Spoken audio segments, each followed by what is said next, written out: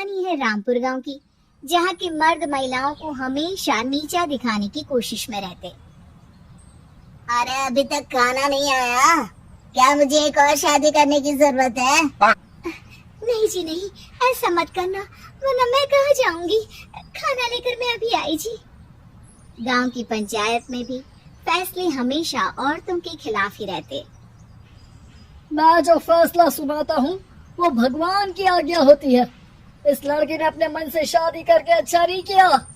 लड़के को घर भेज दो और इसकी शादी इसकी जाति की किसी लड़की से करवा दो, लेकिन ये लड़की, इसे तो गांव के बाहर निकाल दो। नहीं नहीं जमींदार साहब, ये क्या बोल रहे हैं? ऐसा नहीं हो सकता। मेरी बेटी मासूम है, इसे अच्छे बुरे की समझ नहीं है। अरे कहाँ जाएगी ये बेचारी? कहाँ जाएगी? इतनी चिंता है तो पूरे परिवार का गांव निकाला कर देते हैं।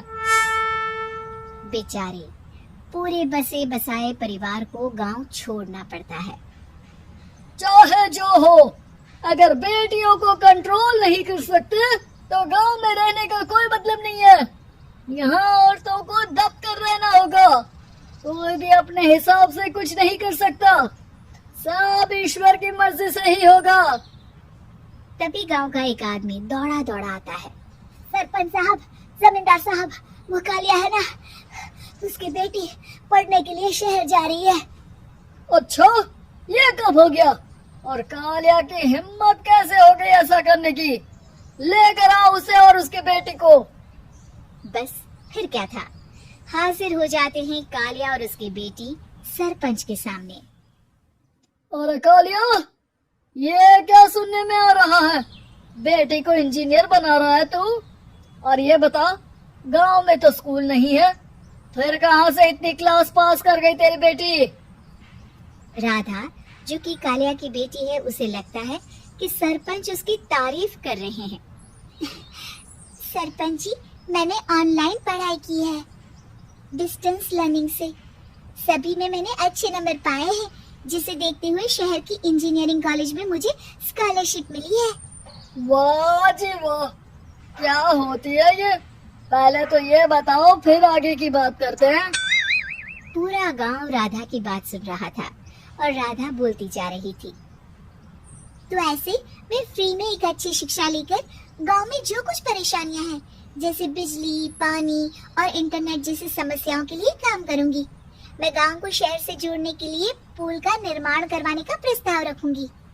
मुझे पूरी उम्मीद है कि जल्द ही हमारा गांव भी तरक्की की राह पर चल पड़ेगा। राधा की बात सुनकर सारे गांव वाले ताली बजाने लगते हैं। सरपंच को समझ नहीं आता कि वो क्या करे।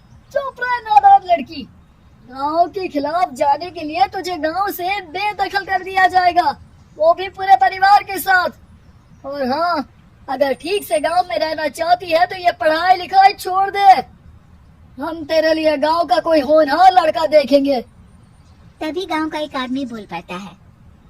अरे नहीं नहीं सरपंच जी, राधा बिटिया जो बता रही है, अगर वैसा हो जाए तो हम लोगों को पैसा कमाने के लिए बाहर नहीं जाना पड़ेगा। हाँ जी, और ना ही कोसों दूर पानी के लिए भटकना पड़ेगा।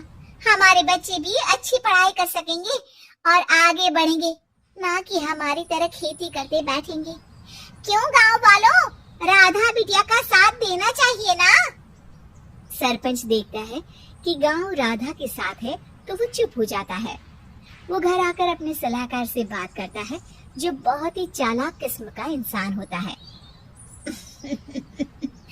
अरे सरपंच साहब, आपको बहुत ही होशियारी से काम लेना पड़ेगा। एक बार गांव तरक्की कर गया, यहाँ के बालक पढ़ लिए तो कोई ना पूछेगा आपको। और फिर ये जो बेटा और बेटी है ना आपके, इनको भी आम लोगों की तरह ही जीवन जीना होगा। हाँ, लेकिन करे तो क्या करे? वो ना आप मुझ पर छोड़ दीजिए, बस मैं जैसा बोलूं करते जाइए। अगले रोज सुबह जब गांव वाले सोकर उठते हैं तो राधा के घर के बाहर और साथ ही वो लोग जिन्होंने राधा का सपोर्ट किया था, उनके घर के आगे लाल रंग से कल आऊंगी लिखा होता है। कल आऊंगी, ये क्या होता है? अरे यह तो खून से लिखा है, लगता है कोई भूत प्रेत या चुड़ैल का साया है। चलो सरपंच जी के पास चलते हैं। सभी सरपंच के पास जाकर उसे सारी बात बताते हैं। और ये तो बड़ी मुश्किल की बात है। चलो, मैं एक बाबा को जानता हूँ, उन्हें बुला लेता हूँ। सरपंच बाबा को लेकर गांव के घर के बाहर जाता है। ओहो, तो ये वो चुड़ैल है जो उन लोगों को निशाना बनाते हैं जो गांव को बदलने का सपना देखते हैं। वो गांव को ऐसे ही संपन्न देखना चाहती है। वो नहीं चाहती कि कोई बाहरी आका कायाकल्प करे। क्या तुम लोगों में से किसी ने गांव को बदलने की सोच रखी है? तभी राधा की माँ रोते रोते आती है। मेरी राधा घर से गायब हो गई है।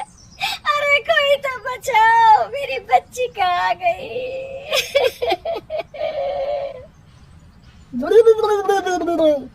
ले गई वो चुड़ैल, तेरी बच्ची को ले गई।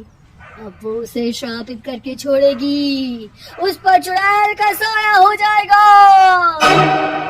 तभी बुरी सी हालत में राधा भी वहाँ आ जाती है। उसके बाल चुड़ैल की तरह फैले होते हैं और कपड़ों में खून लगा होता है। सभी राधा को देखकर डर जाते हैं। माँ, पता नहीं मुझे कौन उठा कर ले गया था।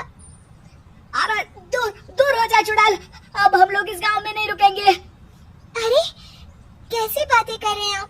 कल तो आप मेरे भरोसे गांव का हुलिया बदलने, अपने बच्चों को पढ़ाने और तरक्की उन्नति की बात कर रहे थे, तो आज क्या हो गया आपको? ये फिर तुम लोगों को बहकाएगी। ये चुड़ैल गांव में आ चुकी है, ऐसे ही ये तुम्हारे घर के बच्चों को भी ले जाएगी। गांव वाले राधा को गांव से बाहर निकाल देते हैं। उसके माँ बाप रोते रहते हैं, लेकिन गांव वाले नहीं मानते।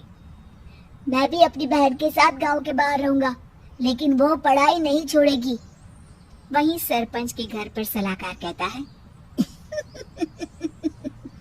देखा, सांप भी मर गया और लाठी भी नहीं टूटी।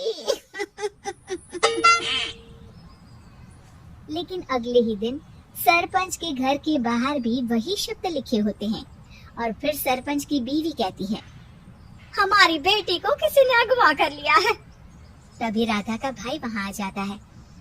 अरे गांव वालों, मैंने सरपंच जी की बेटी को देखा था। वो चुड़ैल उसे उठाकर ले जा रही थी। अरे क्या मजाक कर रहे हो? नहीं नहीं सरपंच जी, आप नहीं जानते। वो चुड़ैल अब आपकी बेटी में आ जाएगी, जैसे राधा के अंदर आ गई थी। तभी सरपंच की बेटी वैसी ही हालत में वहाँ आती है जैसे राधा आई थी। पापा, पता नहीं कैसे मैं गायब हो गई थी। चुड़ैल, इसके अंदर भी चुड़ैल का साया है, मारो इसे। अरे नहीं नहीं, इसे भी राधा के पास गांव के बाहर ही भेज दो।